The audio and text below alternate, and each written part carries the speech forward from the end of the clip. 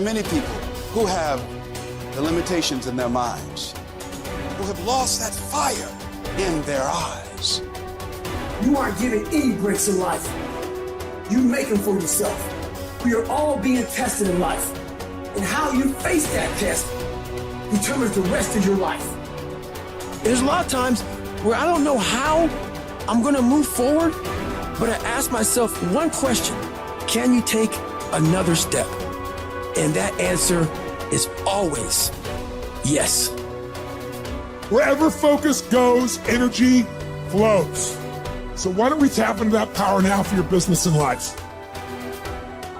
The part of beginning to get unstuck, you've got to decide that the behavior pattern that you have adopted doesn't work for you. You've got to change your strategies, and changing your strategy means reinventing your life, recreating you, and you have the power to do that. You want to take responsibility for your life. You can decide that you're going to change, that you're not going to be a wimp. I got me here, I can get me out of this, and I'm getting out. It's not easy reaching your dreams. It's not easy to achieve a happy and fulfilled life. It's not easy getting up every day, fighting, going through the daily struggles, getting rejected constantly, getting laughed at all the time, going through trials and tribulations, facing the pain of defeat over and over again. It is not easy, but if you do it, it is worth it. See, when people ask you, say, how you doing? Even if you're having some difficult times, say, I'm blessed and highly favored. Because anytime you wake up and you don't have a white chalk outline around your body, it's a great day. You got to tell yourself that no matter what gets in my way, I'm going to keep going. I'm going to keep moving. I'm going to keep winning. I'm going to keep surviving. It's everything that you want, because you went through that pain of that journey. It felt like he wanted to just knock you down and say, you know what? You can't do it. Understand that it's going to be trials and tribulation. That we'll have storms, but they will have sunshine after the rain. But that depends on you and how bad do you truly want it. Nothing in life will hold you back if you trust in yourself and you trust in the process. And at the end of this race, guys, you're going to be more capable.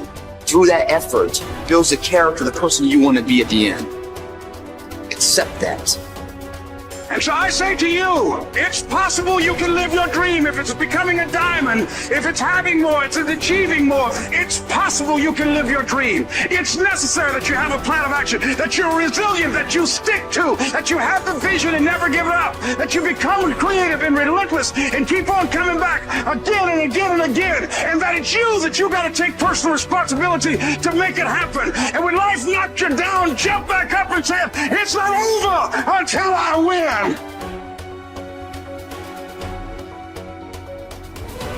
What does success look like? What does it take? A human being has come with such open sense of possibilities. Those who are committed to being successful with whatever they're doing, one important aspect of their life is, that is what gets you across so many lines in our life, so many barriers in our life. This happened in your school, maybe later in your university, later in your work. It's happening to people, maybe not everyone, but to a whole lot of people. Their commitment to success is weak. They want to succeed. They will take 3 steps. Then something little interesting happens here. They will go away here. They will go away there. They will go away there. Hey, I want to live. Their commitment to success is weak. Either situations around them in some way, situations can impede you from doing what you're doing very easily. Many times it happens to everyone. But when this happens, people weaken their commitment for their success. Maybe physically they'll feel a little weak. They will weaken their commitment to success. Maybe their emotions slosh around a little bit. They will weaken their commitment to success. So our commitment to success should not weaken because there is social drama going on, or physiological drama, or psychological drama. Whatever happens, your commitment to success should not weaken. That is what gets you across so many lines in our life, so many barriers in our life. So what does success look like? What does it take? Those who have been very successful, either in music, sport, art, business, spiritual process, doesn't matter what. Those people never know when they ate, when they slept, when they got afternoon rest. I have not seen such a thing in my life. So those who are committed to being successful with whatever they're doing, one important aspect of their life is they're not settling down wherever it's comfortable. Because comfort will happen when they lower you to the very, very comfortable.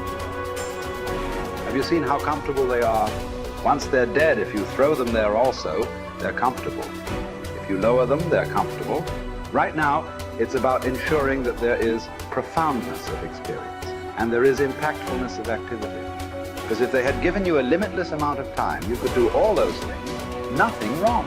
I'm not against it. But they gave you such a little time with such tremendous potential of being human. That's the problem. If creation had made you like an earthworm, I'm not saying there's anything wrong with it. It is just that it's a unipolar potential. It can only do that much. An earthworm is not thinking of climbing a tree because it knows it'll be picked up by the birds. It never has such aspirations. It just wants to recycle the earth. You know, it is beneficial to so many other lives, including us, but its objective is very clear: to eat and to reproduce and to die. Very clear objective. That purpose to fulfill, he strives. I don't think he sleeps in the afternoon. I don't think so, because many afternoons I've seen earthworms. They were all vigorously active, but a human being came with too many potentials. Because of that, it needs a certain level of striving for a human being to forget about the world, to consider yourself successful. If your idea of success is you're doing little better than your neighbor, I call that sickness. That is not success. You are happy that your neighbor is worse than you. Is this sickness or success? It is sickness. But in some way, you feel fulfilled with what you're doing. Let's consider that as success for now.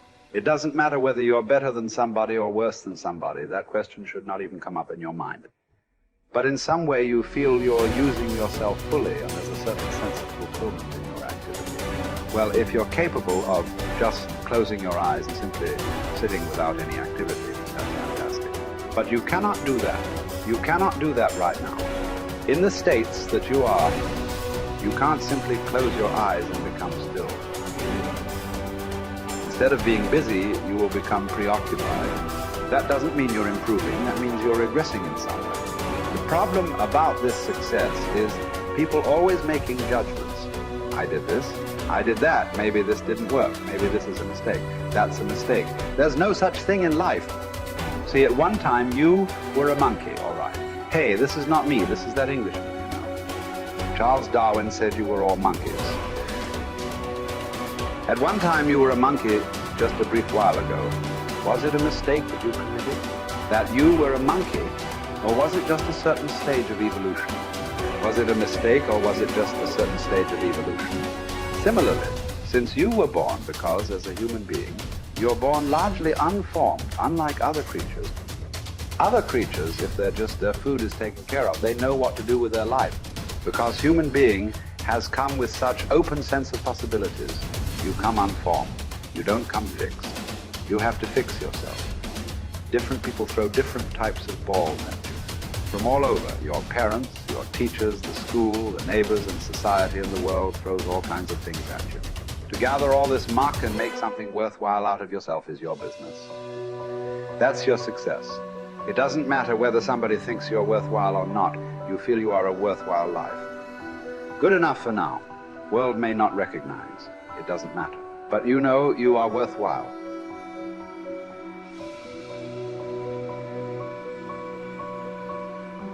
It's hard to say what the soul means metaphysically because, say beyond the confines of a single human being, we do have this sense that the soul can expand itself into something that's greater than it has been. It has this capacity for growth.